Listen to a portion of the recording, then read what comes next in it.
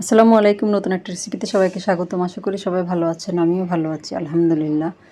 ইফতার special packet মশলা খুব সহজভাবে হালিমের একটা রেসিপি তৈরি করে দেখাবো। এখানে আমি 1 প্যাকেট রাঁধুনি হালিম মিক্স নিয়েছি। এর ভিতরে 2টা প্যাকেট থাকে, একটা থাকে শস্য দানার প্যাকেট আর আরেকটা হচ্ছে মশলার প্যাকেট। আমি শস্য দানাটা ঢেলে নিচ্ছি একটা মিক্সিং বোলের মধ্যে। আর এখানে প্যাকেটের মধ্যে লেখা আছে কিন্তু 2 কাপ ফুটন্ত গরম পানিতে এটা ভিজিয়ে রাখতে হবে। 2 কাপ ফুটন্ত গরম পানি দিয়ে এটা ভেজালে কিন্তু কখনোই ভিজবে না। এখানে কমপক্ষে 4 থেকে 5 কাপ পানি লাগবে এটা ভিজানোর জন্য। আর ফুটন্ত গরম পানি দিয়ে ভিজালে এটা সবচেয়ে ভালো হয়। এতে করে এটা যখন আপনি রান্না করবেন সেদ্ধ করার সময় তাড়াতাড়ি সেদ্ধ হয়ে যাবে। আমি এটা ভিজিয়ে নিচ্ছি।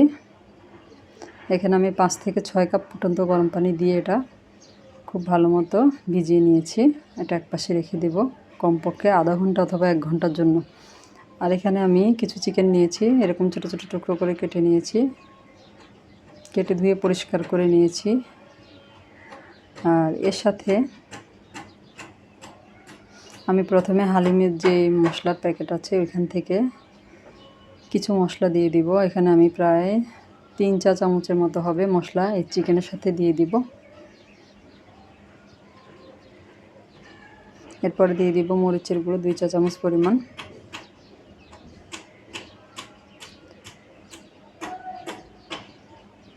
দিয়ে দিব স্বাদ অনুযায়ী লবণ। আর চিকেনটা এভাবে আগে ম্যারিনেট করে নিলে কিন্তু খেতে অনেক বেশি ভালো লাগে, টেস্টটা ভালো আসে। আর এখানে আমি রসুন বাটা দিয়ে দিলাম 3 চা চামচ পরিমাণ।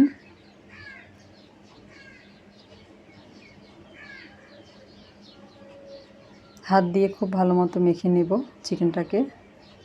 চাইলে আপনারা এখানে বিফটা ব্যবহার করতে পারেন।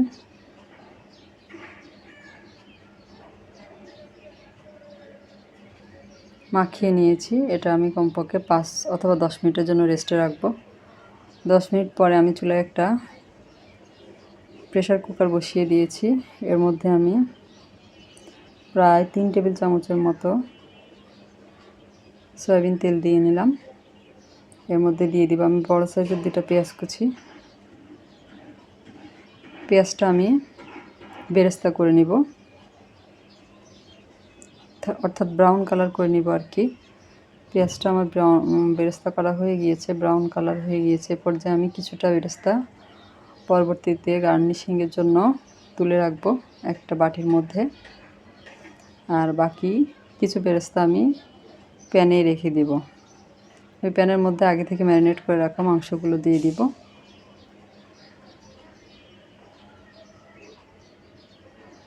পুরোটাই দিয়ে দিলাম চিকেনটা, দিয়ে নেড়ে চেড়ে আমি এটা ভাজা পেঁয়াজ এবং তেলের সাথে মিশিয়ে নিব।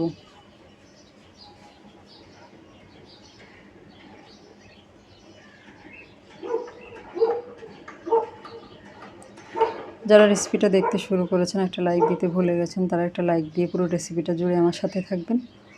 আর এখানে আমি বড় সাইজের একটা টমেটো কুচি করে নিয়েছি, ওটা দিয়ে দিলাম। আর যারা আমার চ্যানেলে নতুন আজকে প্রথম ভিডিও দেখছেন, যদি রেসিপিটা আপনাদের ভালো লাগে তাহলে আমার চ্যানেলটাকে সাবস্ক্রাইব করে পাশে থাকা বেল আইকনটা প্রেস করে দিবেন। এতে করে আমি পরবর্তীতে যত ভিডিও দিব তার নোটিফিকেশন সবার আগে আপনাদের কাছে পৌঁছে যাবে। এখানে আমি আদা গুঁড়া দিয়ে দিলাম, চাইলে এখানে গ্রেট করা আদাও দেওয়া যাবে। 3-4 মিনিটের মতো মিডিয়াম আছে আমি এটা কষিয়ে নিয়েছি। এ পর্যায়ে আমি এখানে 1 কাপের মতো পানি দিয়ে দিলাম, দিয়ে মিশিয়ে নিয়েছি। আর এখানে আমি আরও 2 চা চামচের মতো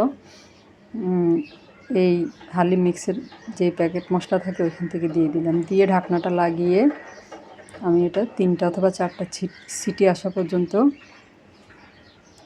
রান্নাটা করে নিব। আর চিকেনটা সেদ্ধ হতে যেহেতু বেশি সময় লাগে না, এই জন্য 3-4 সিটি বাজার পরে আমি চুলাটা বন্ধ করে দেব।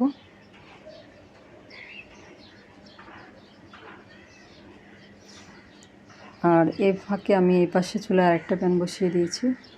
প্যানটা যখন গরম হয়ে গিয়েছে তখন এর ভিতরে আমি দিয়ে দিব প্রায় 3 টেবিল চামচের মতো সয়াবিন তেল। তেলটা আমি পুরো প্যানের মধ্যে লাগিয়ে নিব।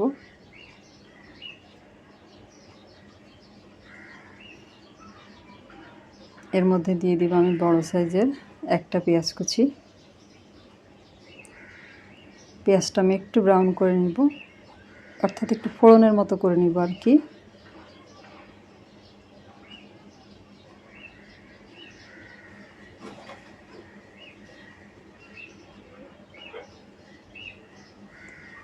যখন ফোড়নটা চলে আসবে, অর্থাৎ পেঁয়াজটা ব্রাউন কালার হয়ে যাবে, তখন আমি এর মধ্যে আগে থেকে ভিজিয়ে রাখা, গরম পানিতে ভিজিয়ে রাখা শস্য দানাগুলো সব দিয়ে দিব, পুরোটাই ঢেলে দিব। আর মিক্সিং বোলটা ধুয়ে আরও 1 কাপের মতো পানি আমি এখানে অ্যাড করব। 1 থেকে 1.5 কাপের মতো পানি, অর্থাৎ পানির পরিমাণটা এখানে একটু বেশি দিতে হবে যাতে এটা খুব ভালো মতো সেদ্ধ হয়, এই জন্য।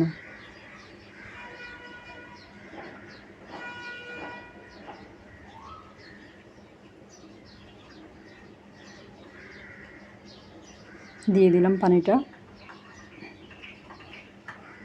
মিশিয়ে নিব। আর এখানে আমি হালিম মিক্সের মশলার প্যাকেট থেকে বাকি মশলাটা দিয়ে দিলাম। সামান্য একটু মশলা আমি রেখেছি একদম শেষে ব্যবহার করার জন্য। মিশিয়ে নিব মশলাটা। আর এর সাথে আমি সুন্দর একটা কালারের জন্য, প্রথমে ঝালের জন্য আমি মরিচের গুঁড়া দিয়ে দিলাম 1 চা চামচ। আর সুন্দর একটা কালারের জন্য খুব সামান্য হলুদের গুঁড়া দিয়েছি। আর এটা না দিলেও হবে, যেহেতু প্যাকেটের মধ্যে সব কিছু দেওয়া আছে, তবে দিলে খুব আরও সুন্দর একটা কালার আসবে, এই জন্য দেওয়া। সব কিছু মিশিয়ে নিয়েছি।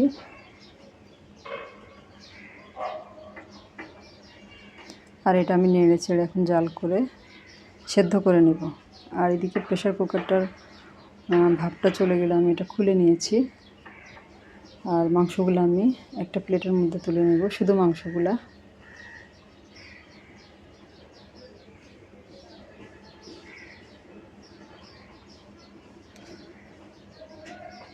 মাংসটা তুলে নেওয়া হয়ে গেলে প্রেশার কুকারের মধ্যে যে মশলা এবং ঝোলটা আছে ওটা পুরোটাই আমি এই হালিমের মধ্যে ঢেলে দিব।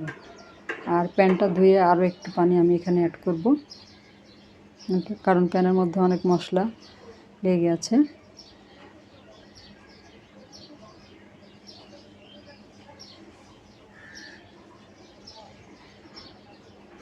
আর এদিকে চিকেনটাকে আমি সবগুলো চিকেন থেকে হাড়টা আলাদা করে নিয়েছি। আমি আজকের হালিমটা এভাবে রান্না করব, হাড় ছাড়া চিকেন দিয়ে। এভাবে বাসায় একবার ট্রাই করে দেখতে পারেন। শস্য দানাটা আমার অনেকটাই সেদ্ধ হয়ে গিয়েছে, হয়ে এসেছে প্রায়। আর এ পর্যায়ে আমি হাড় ছাড়া চিকেনটা পুরোটাই ঢেলে দিব। ঢেলে দিয়ে মিশিয়ে নিব। আরও 3 থেকে 4 মিনিটের মতো আমি এটা রান্না করে নিব। যখন ঘন হয়ে আসবে আর এটা সেদ্ধ হয়ে যাবে ভালো মতো শস্য দানাগুলো, তখনই বুঝতে পারবেন যে এটা হয়ে গিয়েছে। আর শেষে এখানে আমি হালিমের প্যাকেটের মধ্যে যে মশলাটা রেখেছিলাম সামান্য একটু, ওটা দিয়ে দিলাম। আর অফ ক্যামেরা এখানে আমি আমার বাসায় তৈরি গরম মশলা গুঁড়া দিয়েছিলাম 1 চা চামচের মতো। এটা অপশনাল, আপনাদের বাসায় যদি থাকে তাহলে দিবেন, না থাকলে না দিলেও হবে। তবে দিলে কিন্তু গরম মশলাটা দিলে কিন্তু খেতে অনেক বেশি ভালো লাগে হালিমটা। এভাবে আমি আরও 4-5 মিনিট রান্না করে নিয়েছি। আর এটার ঘনত্বটা দেখেন এরকম হবে। এটা ঠান্ডা হওয়ার পর আরও ঘন হয়ে যাবে। এবার আমি সার্ভ করে দেখাবো আপনাদেরকে। আমি 4টা বাটিতে হালিম নিয়ে নিয়েছি। এর উপরে আমি প্রথমে দিয়ে দিলাম শসা কুচি,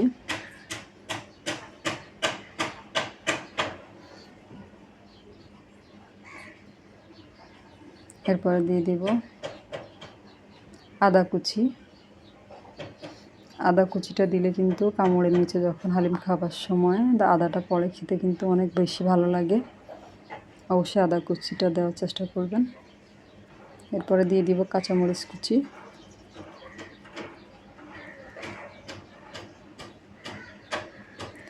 যারা ঝাল বেশি খেতে পছন্দ করেন তারা চাইলে এখানে চিলি ফ্লেক্সটা ব্যবহার করতে পারেন। আমি আর দিলাম না, সারাদিন রোজা রাখার পরে এত ঝাল কিন্তু অনেকেই খেতে পারে না। এরপরে যে বেরেস্তাটা আমি করে রেখেছিলাম বেরেস্তাটা দিয়ে দিলাম। আর খাবার সময় লেবুটা চিপে রস দিয়ে নেড়েচেড়ে মিশিয়ে খেয়ে নেবেন। লেবু দেওয়াটা আর দেখালাম না।